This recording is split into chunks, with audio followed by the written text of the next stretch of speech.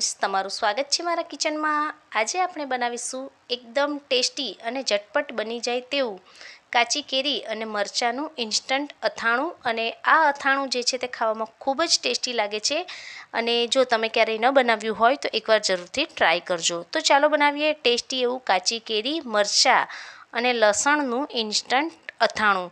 તો તેના માટે સૌપ્રથમ અહીં એક મીડિયમ સાઇઝની કાચી કેરી લીધી છે, મેં કાગડા કેરી લીધી છે। તેને આપણે સૌપ્રથમ નાના ટુકડાઓમાં આ રીતે કાપી લેશું અને નાના ટુકડાઓમાં આખી કેરી કપાઈ જાય ત્યારબાદ હવે આ ટુકડાને આપણે ચોપરમાં નાખીને તેને આ રીતે ઝીણા ઝીણા ચોપ કરી લેશું। એટલે કે ઝીણા ઝીણા ટુકડાઓને આ રીતે ચોપરમાં નાખીને આપણે ઝીણા ઝીણા ટુકડા કરી લેશું। તો આ રીતે કેરી ચોપરમાં ચોપ થઈ ગઈ ત્યારબાદ તેને એક બાઉલમાં કાઢી લેશું અને ત્યારબાદ ચોપરમાં આપણે મરચાં નાખીને મરચાંને પણ આ રીતે ઝીણા ઝીણા ટુકડામાં આ રીતે ચોપરમાં ચોપ કરી લેવાના છે। તો અહીં કેરી જે છે તે ચોપરમાં મેં ચોપ કરી લીધી છે અને હવે આપણે મરચાંને પણ ચોપરમાં નાખીને આ રીતે ઝીણા ઝીણા ટુકડામાં ચોપ કરી લેશું અને મરચાંની સાથે જ આપણે અહીં લસણ જે ફોલીને રાખ્યું છે 3 ગાંઠિયા જેટલું, તે લસણ પણ અહીં મરચાંની સાથે જ ઉમેરી દઈશું અને તેને પણ ચોપરમાં આપણે ચોપ કરી લેશું।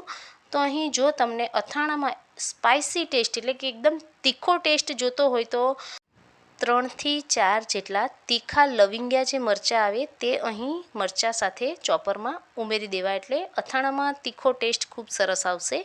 અહીં મેં મીડિયમ તીખા એવા મરચાં લીધા છે।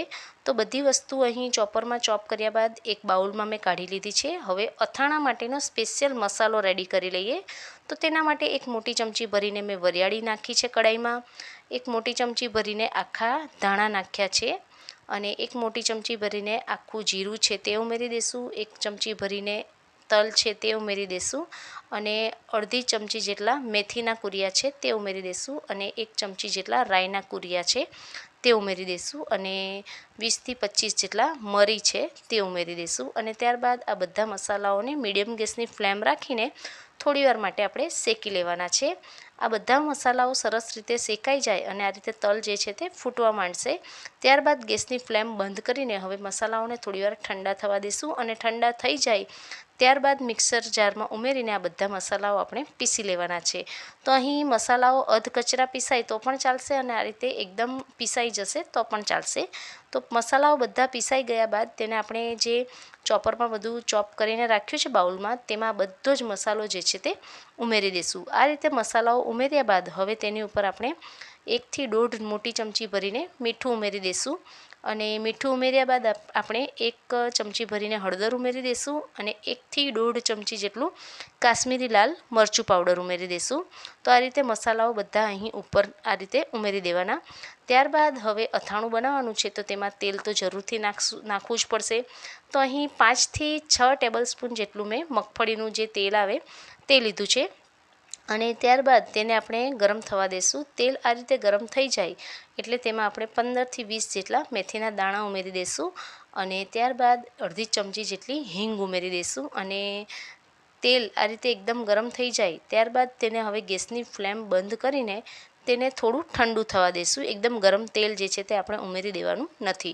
તો આ રીતે થોડું તેલ ઠંડુ થઈ જાય ત્યારબાદ આપણે જે મસાલાઓ નાખીને રેડી રાખ્યા છે તેની ઉપર તેલ ઉમેરીને મસાલાઓ સાથે તેલ એકદમ સરસ રીતે મિક્સ કરી દઈશું।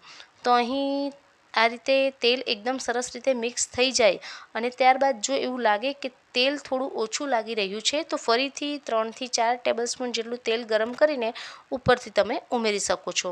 તો અહીં આ રીતે તેલ ઉમેર્યા બાદ હવે તેને તેલને મસાલાઓ સાથે અને આ રીતે કેરી અને મરચાં સાથે એકદમ સરસ રીતે મિક્સ કરી દઈશું। તો અહીં તૈયાર છે ટેસ્ટી એવું મરચાં, કેરી અને લસણનું અથાણું।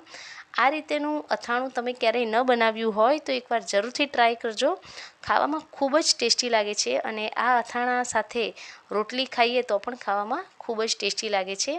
તો અહીં તૈયાર છે ટેસ્ટી એવું કાચી કેરી, મરચાં અને લસણનું અથાણું અને આ અથાણામાં લસણનો ટેસ્ટ જે છે તે ખૂબ જ સરસ આવે છે અને આ રીતે તમે ક્યારેય અથાણું ન બનાવ્યું હોય તો એકવાર જરૂરથી ટ્રાય કરજો અને આજની આ રેસીપી જોવા બદલ તમારો ખૂબ ખૂબ આભાર। અને આજની આ રેસીપી જો તમને પસંદ આવી હોય તો તમારા ફ્રેન્ડ લોકો સાથે કે પછી ફેમિલી મેમ્બર સાથે જરૂરથી શેર કરજો। Thanks for watching.